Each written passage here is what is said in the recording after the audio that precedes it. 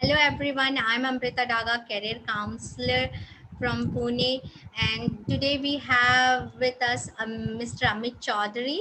Basically, Amit Chaudhary is born and brought up in New Delhi, and he finished his bachelor degree from Bachelor of Economics from Ambedkar University, Delhi. Then he came Netherlands for his masters in economics and consumer studies. He was also selected for student council as a full-time member. He later onwards he joined a import company, that is a fruit import company at Rotterdam, as a technical assistant. This is all about Amit, and Amit is really doing more than that what I have introduced. So welcome to Mhm. this forum, Amit, and please introduce yourself once again to all our audience. Yeah. Yeah, thanks a lot. I think you put it nicely, like in a few words. Just my introduction. I'm born and brought up in New Delhi. I came in 2015 to Netherlands to pursue my masters, and yeah, I like to share my experiences with people ever since, and it has been a really nice experience, like studying in Netherlands in general. And I came to study economics here, economics and consumer studies. And I was really surprised with the kind of flexibility there is available here to finish your masters. That you can choose courses, for example, according to according to what suits you. And it's not like a hard and fast rule that you follow this course and then you get this masters.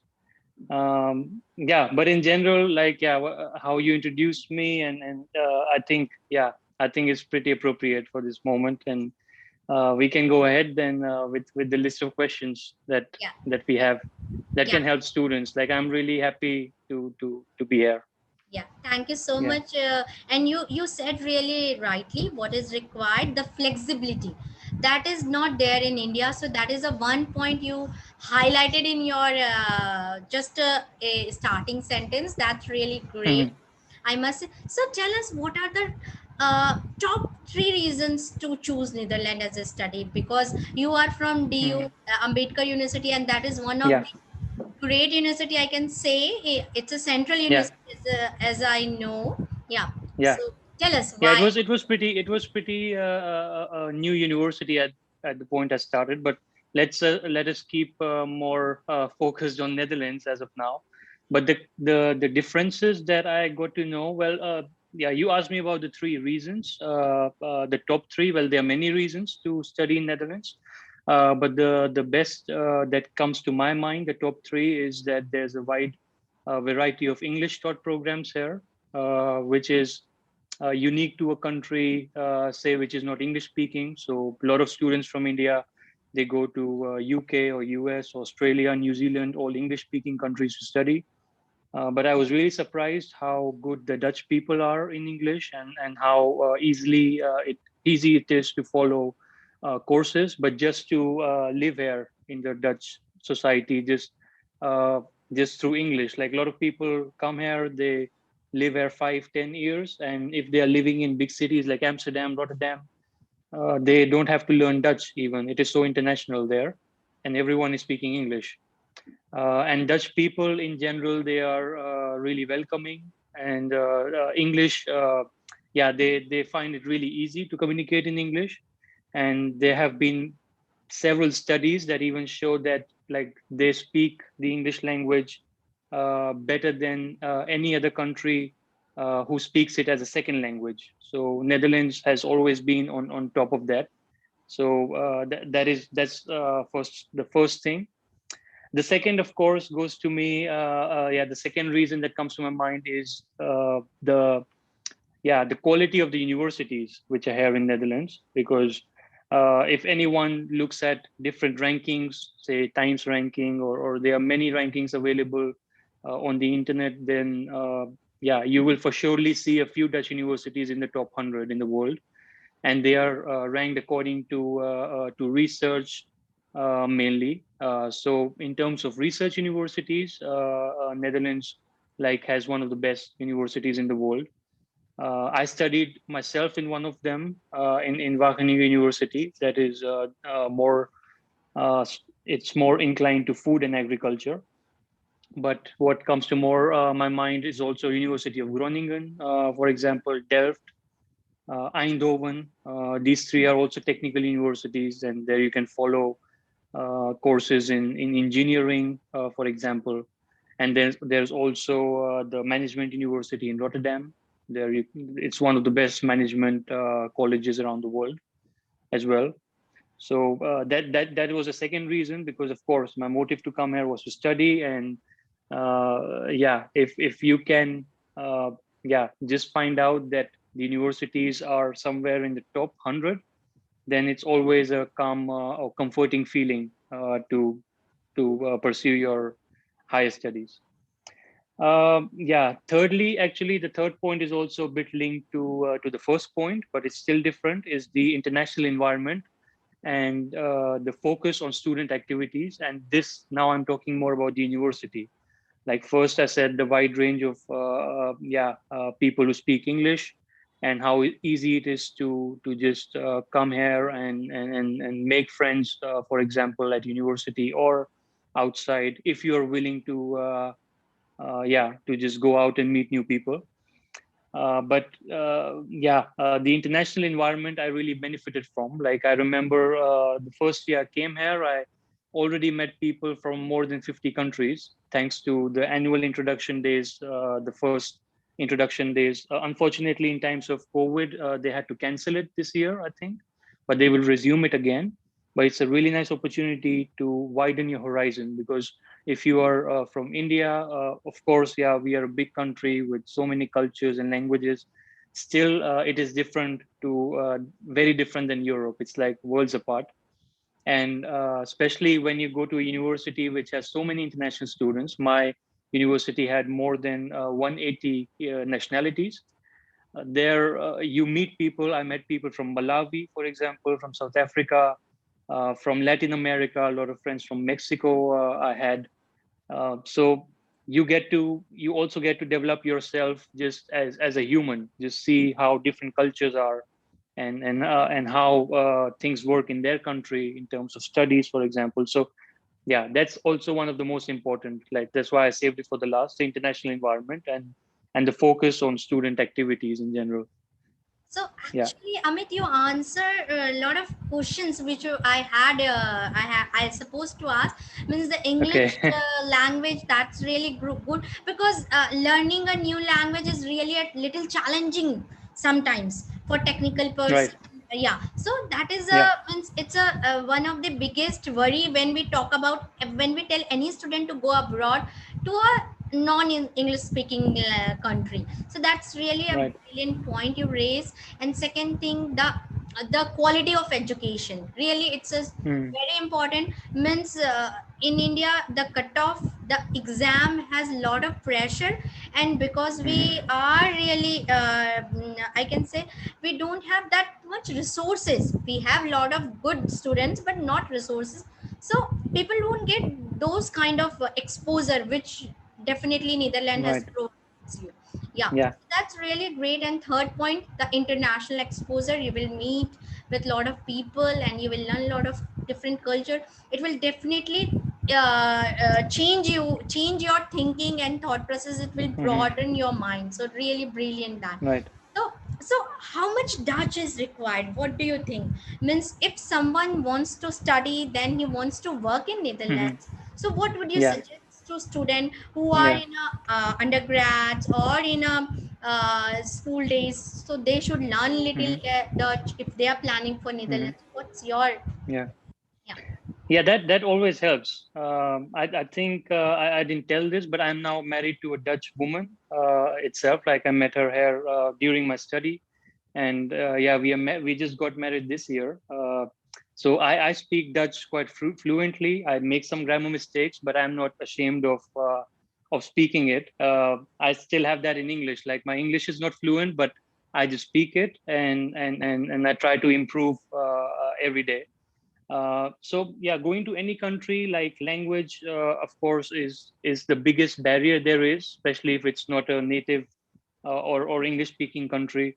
And yeah, in Netherlands also you will face that. Like I will be honest with that. Of course, if you learn Dutch and if you know the basics of the language, it will be far more easier for you in any aspect of life here in Netherlands. But uh, I know many people who get around perfectly not speaking a word of Dutch, and they live here several years. So it really depends on your motive, on how much motivation you have, and your purpose.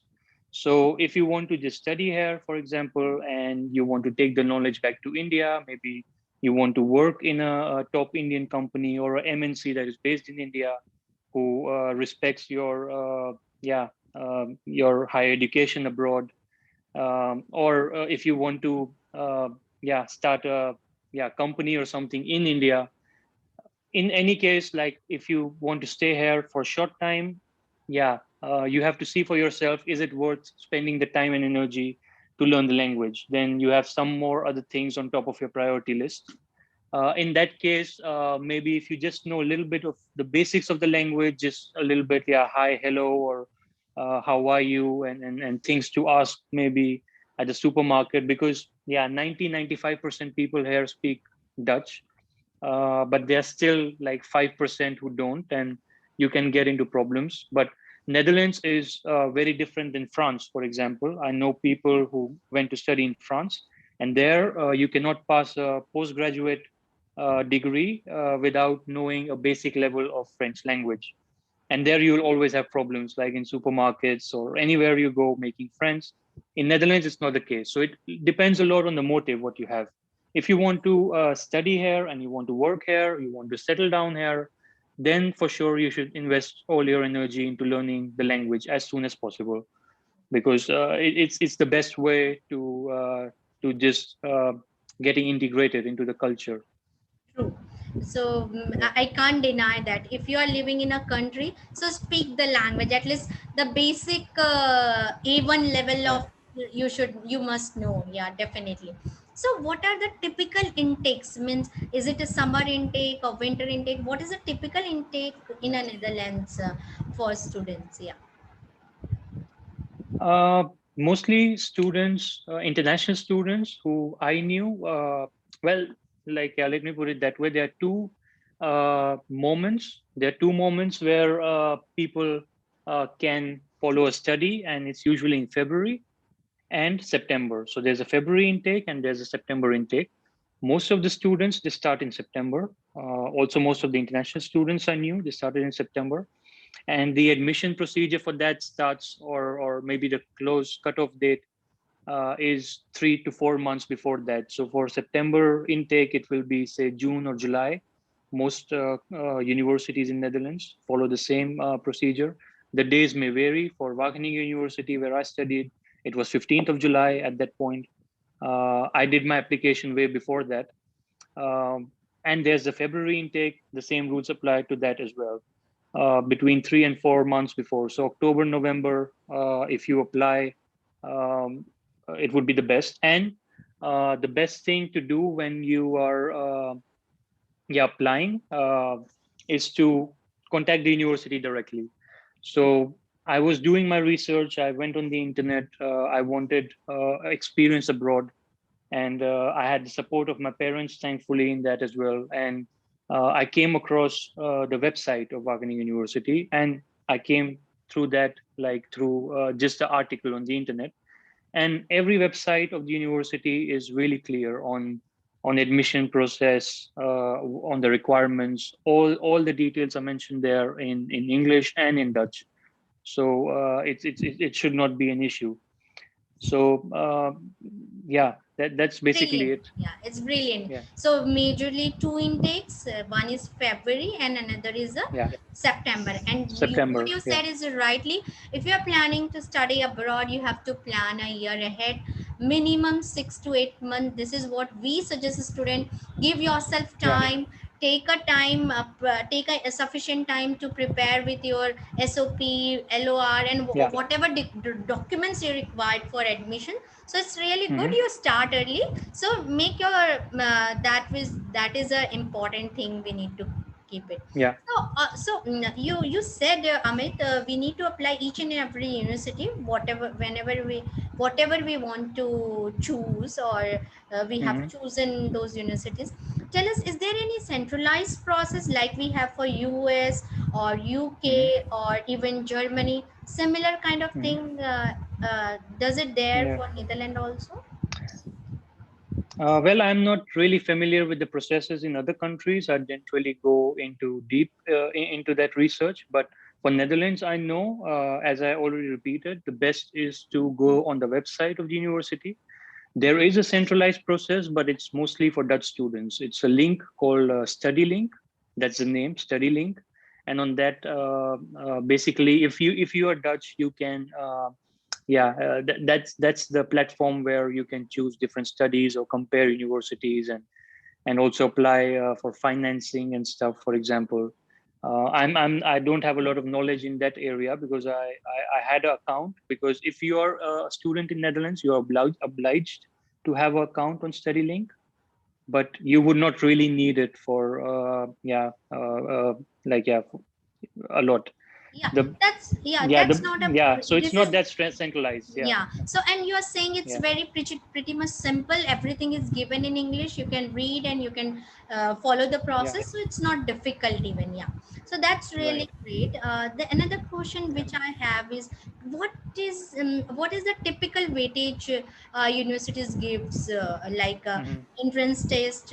If we talk about GRE, GMAT in case of you, PG, Hmm. and if you talk about UG, the SAT or ACT, or Yeah. academic credentials. How important is academic Yeah. credentials for Netherlands? Or we can say extracurricular activity or your profile, how strong is your Hmm. profile? Or language proficiency. As you said, we need English only, so that's but still they must need IELTS, Yeah. I think so. Yeah. Yeah. Yeah. For IELTS, I think you need a minimum score of 6, so it's not very high. And Yeah, for English-speaking countries, it's much higher often. Like if you see Canada or the US, they have a high requirement. I think if you have a minimum of 6 in all bands in IELTS, that's enough. And for how's it called, for TOEFL, like I think I wrote it down. I gave IELTS, so I remember that one. I think you need like 550 if you give the paper-based version, and you need 213 if you give the computer based version. So yeah, this is just the English requirements. But in general, the most important is the quality and the quality of the education you followed in India. So what you can do is that what I did also, I contacted the international student office at the university I studied in, and I told them that this is the university I study in and this is the course I do. And they told me that that is enough to get me to for me to apply for a master's. So they have their own system through which they can check how or what level of education you're following.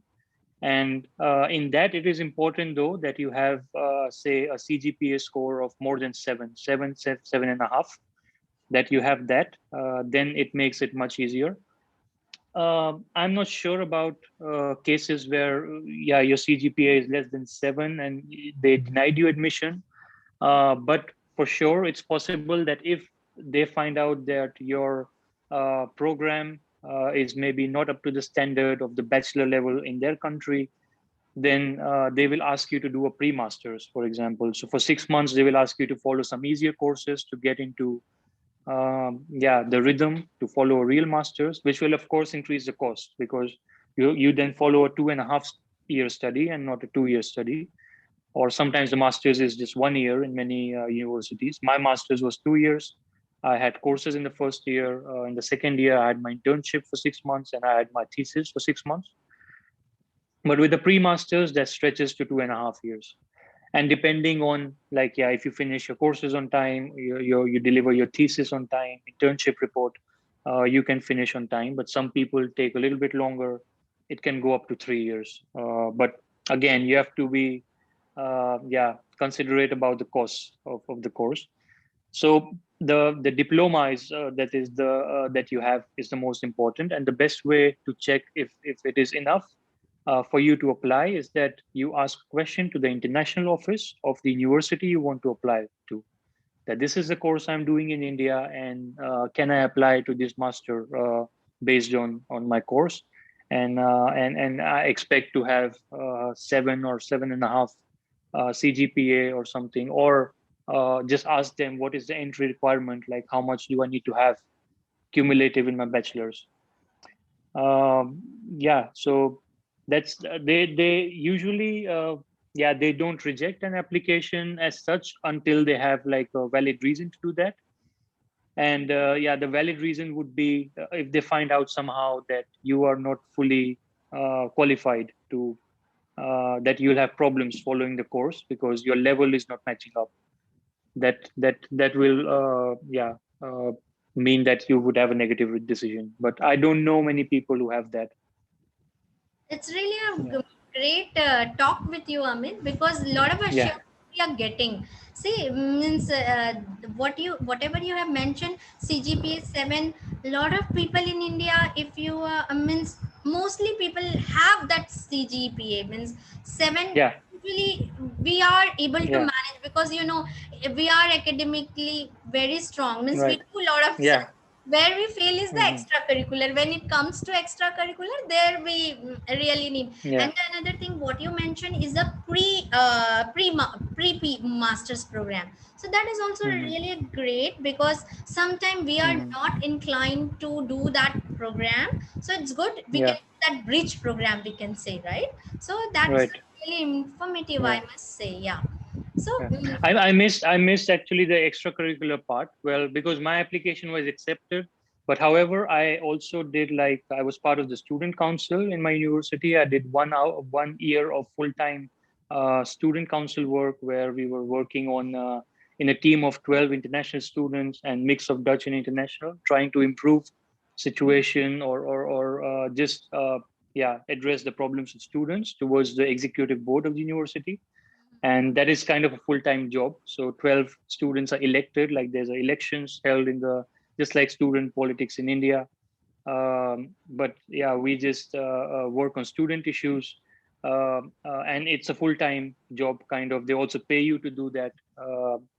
So it's 1 year I did that, and I was also involved a lot in the admissions committee because I was an international student, and they wanted to know just the mindset of students who want to apply to Netherlands, and we sat down discussing just applications of students from China, from Japan, from India, and what differences are in there. And in China, for example, we saw that a lot of forged applications are coming in, where you see that like Chinese are not known to be really good in English, but their motivation letter would be in the best English possible, and they would exaggerate a lot. And that is one thing that the Dutch hate. Like they hate exaggeration. So just be honest about what you want, what you did, and do not write more than you are, because they will find out at some point. If you are here, then they know exactly how you are. If they see that you are not performing in your courses, or when you're writing your exams your English level is not good enough, then they see those things. They see the exam paper and they see the motivation letter, and they will find it out. So I think from India that is not happening that much. Like we as a country, we speak pretty good English, but still it's possible that some people want to highlight their application as good as possible. But I would advise just be yourself and be honest about who you are, and why you want to study there in your motivation letter, and it will be fine. And if you could highlight a few things honestly about extracurricular activities, what you did, they of course like that, because they see it as part of your study, part of your development when you study here. So if you did some things in different committees, study committees, or sports, for example, do not forget to mention it. Don't think that it's a small thing. Every small thing counts. So just mention it, and the most important is to be honest. yeah. So two Yeah. takeaway means two important to takeaway for all of us, for all the students who are listening this or who will listen this recording. See, don't do anything fake thing. That's very important Yeah. to such people. They Yeah. hate Don't make anything up cheating. Yeah. in the application. Yeah. Yeah, so SOP has to be prepared by yourself in your word, so Hmm. that will be more Right. convincing to people. You Yeah. can even mention your failures and how you overcome with failure. That will Hmm. interesting for Yeah. them, instead of you write a Yeah. success story, I did this. And so that's a too Yeah. important thing you raise, Amit, and it's really very Yeah. important, because a lot of people I people come and ask us, can you write SOP for us? So we Hmm. straightly say no, that has to be originally by you, and it has to be, Right. you can just review with your family members and they can just Yeah. suggest That's what to always put down. possible. So Yeah. that is Yeah. possible, but writing has to be done by the student only. So it will be more convincing and he will be able to Yeah. communicate that message during interview if it happens, some area it happens. So that Hmm. is what, yeah. So thank you so much. And the next question is, what are the most short after programs in a Netherlands? If I say I Hmm. want to study some in a Netherlands, so what is the most uh, Yeah. yeah, like you said, the food and technology was brilliant at your university in Netherlands. Yeah. So yeah, so what Yeah, are, there are quite a few universities where food technology is good. My university is also well, it's is one of the best actually. But yeah, Netherlands, like it's a small country, but it's the second largest exporter of agricultural products in the world. And I was amazed with the technology they have here regarding agriculture. Like they can grow the same amount of potatoes here in this country in on a small field as we grow in such a big field in India using less than half the water and the resources. So they use the resources so good that they are the second largest exporter after the US. So anything related to food and agriculture, Netherlands, like you can blindly come and study or do a course here. They are international level researchers working here in different universities, and you get to learn from the best. Uh, Having said that, that's my area of expertise because I came in that direction. I came actually for agriculture economics, but then I shifted to consumer studies. That's a different story. But um, secondly, yeah, I think technology is also really yeah, sought after here. You know Philips, everybody knows Philips in India. That's a Dutch company. And in Eindhoven, they have their own research center, and they do a lot of things with technology. In that, I've been there to the university. I have a few friends there. I don't have that background or that passion for it, but I could see that they really know what they do and they are really good at it. And that's why Philips also became like a household name in India, for example.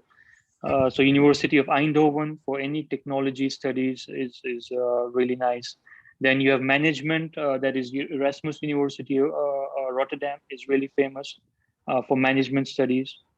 And yeah, social sciences is also famous. So these three areas, according to me, like life sciences, social sciences, and just technology, Netherlands like is a really good country to study in if you are in these three fields.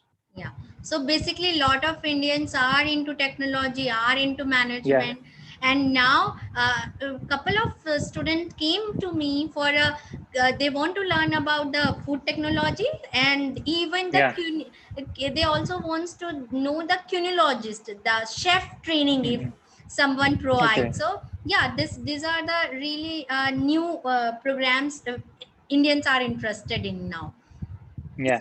What do you say means how competitive Netherlands is, means how is the acceptance criteria in general? Definitely some program might be very high, some Mhm. will be Yeah, yeah. It depends. It depends on the program. So some programs are really competitive, and they often have like a number of seats that they dedicate to every program. So they are not in favor in Netherlands to crowd up the classrooms because that really affects the quality of education.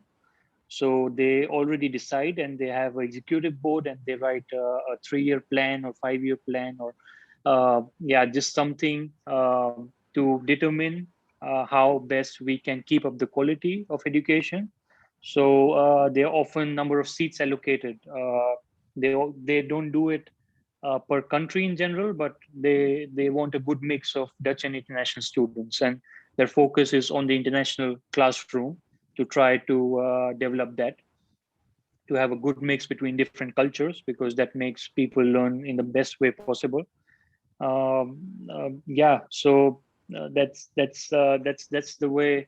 Um, yeah, Yeah. yeah. I cannot say the number of students that they put a cap on, but I think they at my university when I came, there were like around 20 students from India in different programs. Of course, in my program, I was the only one. Another student changed to my program later on, so we became two Indians from that batch of 2015. And by the time I left my university, there were 30 students who came from India. So it increased just a little bit. And now I hear that it's around 50 already. It has crossed 50. So Yeah, it's just increasing. yeah, Yeah. Netherlands is Yeah. And becoming a hot destination nowadays. yeah. Yeah. So Yeah. what is the And this is, hmm, yeah. Yeah. You can go ahead. Yeah. yeah, so what is the typical tuition fee or living expenses there? You are settled there, that's a different story. But as a student, what do you think? How what is the cost? Yeah. Yeah, I think the cost, yeah, of course, there's inflation, but in 5 years, I think not a lot should have changed. But when I came here, of course, the tuition fee varies every university. At my tuition fee at my university was around 15,000 euros a year. So for 2 years, you pay around 30,000 in tuition fee, and then living expenses for 2 years, say 10 to 12,000 per year. That will be yeah 20,000. So for 2 years, yeah, it is quite costly. Like I would say, maybe cheaper than the US. I think for sure, but I think it's around 50,000 euros that you end up paying for tuition and living expenses for a couple of years. But it depends on the study, and this is my experience. But some studies are a bit cheaper, some are a little bit more expensive. But this is the area that it stays around 50 to 60,000 euros, I would say. So Yeah, approximately 40 to 50 lakhs, we can say.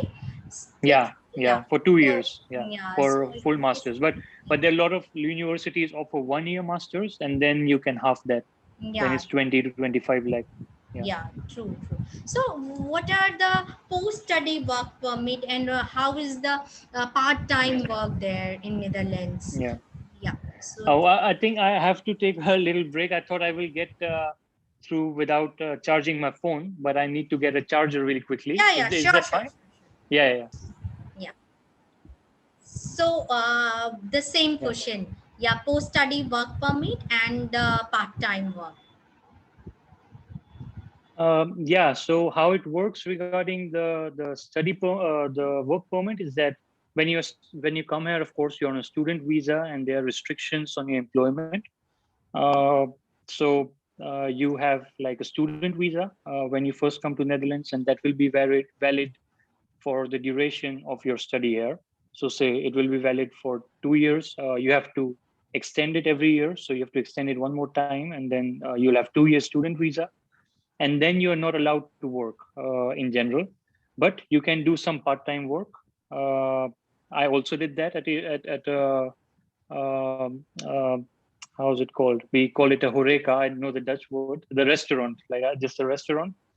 And yeah, it's possible the employer can there's a cap on the number of hours you can work, but it is possible, and it takes a bit of time. And I think you should it's worth the effort, because it develops you also, like as a person, just to yeah, get to know more people.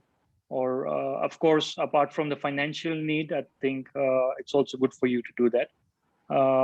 But after the student visa, if you are lucky, and if you are yeah, part of, say, your networking is good, and you're part of the student service center, for example, or the yeah how's it called? I think every university has a student career office. That's what I would presume. And if you're actively going to their meetings, or finding out what is there, because a lot of employers from all over Netherlands, they are connected to them and they want the best minds. Just like in India, it's a recruitment process, but it's still a bit different. And if you get a job from there, they will apply for you for a highly skilled migrant visa. And if you are not able to get a job during the end of your study, then you get an orientation year. That is a search year visa, and that is valid for 1 year. And I think it costs around, I think, 100 to 150 euros. And you can, like, around 10,000 rupees, and then you have 1 year. And in that 1 year, you are free to work anywhere. So you can That's yeah, work anywhere. yeah, it's pretty good. Yeah, Means after studying, you get a 1 year of a yeah, post-study work permit. That's really brilliant. And what you said is yeah. very right, Amit. Means getting socialized is very important. Creating your network is very important, because just Hmm. academic is not Right, going to help you. You have to create your right. network. You have to build your relationship so that you can get a job. Yeah, so that's really Yeah, good. Means it's a really valid point. Everyone, we should understand this. Yeah, we all should yeah. understand this. Yeah. Tell us about your journey from Indian teaching style to Dutch style. How what Mhm. you say means, what was the cultural differences you faced, or yeah, what would you like to highlight it? Yeah, well, there were quite a few, because I never traveled outside India before I came to Netherlands. And I was really surprised by, for example, of how direct the Dutch people are.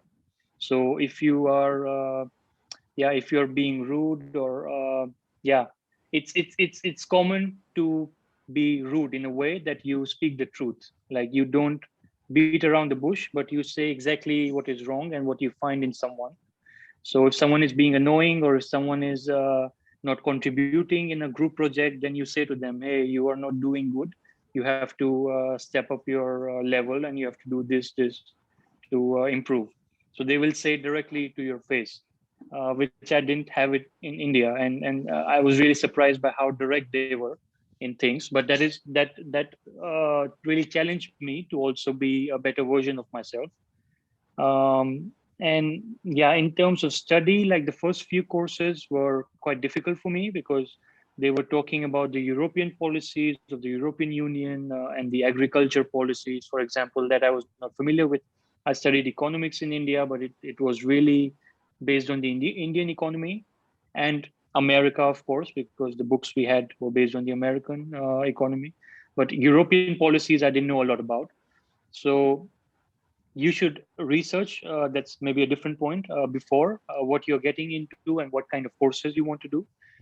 You should know beforehand, because even if you don't, there's always a way out. Like me, like, I could change in the middle. There was no problem.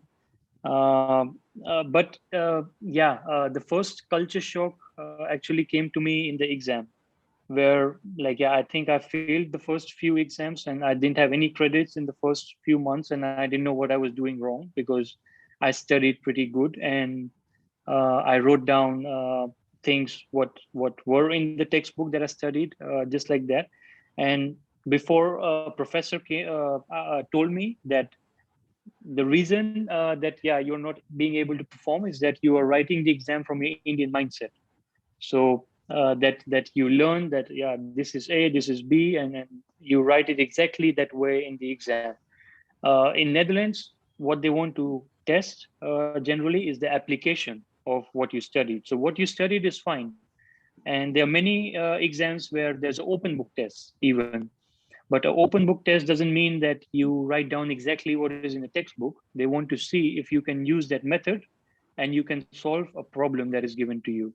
So that part I had to learn, like, later. And that's a big difference, because in India, if you know the dates, and if you know the numbers, and you can calculate good, and yeah, you're really good mathematically, and you can score really high marks and grades. But in Netherlands, the focus is on the application more. Yeah, so we can say when we Yeah, go to study in Netherlands, we have to unlearn what we were learning, and we have to relearn there the new way, the new technique, because it's a totally yeah, different. It's application based, not the theoretical what we have learned in India. yeah, Not the rote learning is going to help you. Yeah, yeah, so that's a really a very important point, Amit, you told us. Means it's a really important to know before we go there. Yeah, so now yeah. the last question which I have is, uh, means what is your message to all the student in India, whether they should go Hmm. opt for Netherlands or not? Because you are already settled there, definitely you will say come to Netherlands, that's a really good. Yeah. But still I want a final message from your side to all our audience Hmm. and students. Yeah. Yeah. Yeah, I would say that try to know beforehand, although it's difficult because you are at an age where you really don't know what you want to become. But if you have a rough idea of what direction you want to go in, it's nice to be clear on that. So your motive to come to Netherlands, like you want to study here, or you want to settle here, or you want to study and gain some work experience and go back to India, or stay here, for example.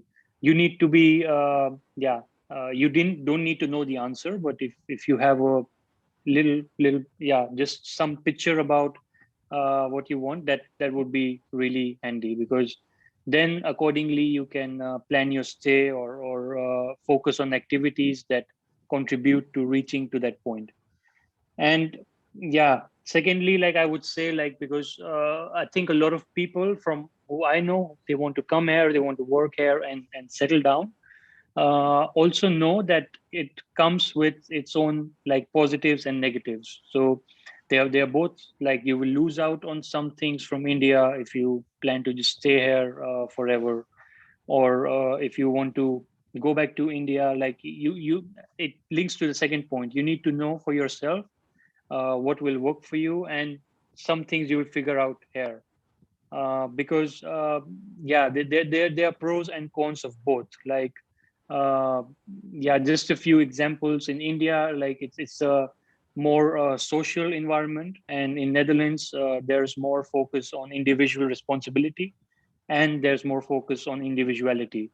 So it's possible, and it happens with a lot of students, that they feel a bit alone here because they don't have their support group, their family and friends, and they are so far away. And if they are not really good in going out and making new friends, it will be a difficult journey. And it's not that someone will hold your hand and tell you that you have to do things this way. You really have to find your place and figure things out for yourself.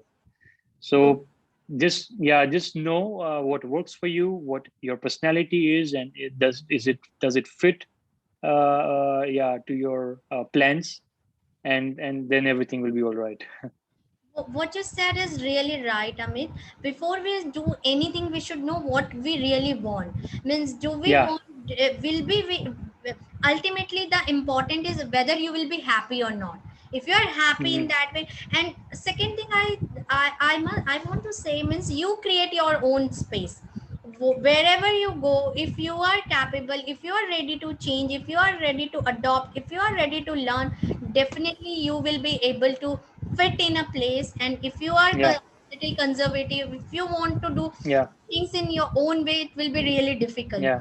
So this Yeah, is I'll mention one more thing here. Just add one more thing that I saw. Like, it's not that one is good or bad, but um during my year, I was often trying to, like, I became part of the hockey association, for example, and I was spending a lot of time around Dutch people just to know their culture, their way of doing things, and just observing from the sidelines, not really interacting too much in the beginning. Later, of course, then it comes.